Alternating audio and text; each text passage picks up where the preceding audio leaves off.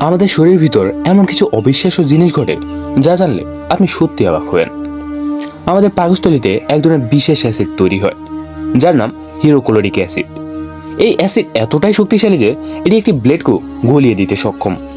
শুধু তাই নয়, মাত্র 24 ঘন্টা এটি লোহাকেও গলিয়ে দিতে পারে। শুনতে অবিশ্বাস্য লাগলেও এটাই সত্যি। এই শক্তিশালী অ্যাসিড আমাদের পাকস্থলীতে প্রতিদিন তৈরি হচ্ছে এবং কাজ করছে খাবার হজমের জন্য। তবে প্রশ্ন আসে, যদি অ্যাসিড এতটাই শক্তিশালী হয় তাহলে আমাদের পাকস্থলী নিজে কেন গলে যায় না?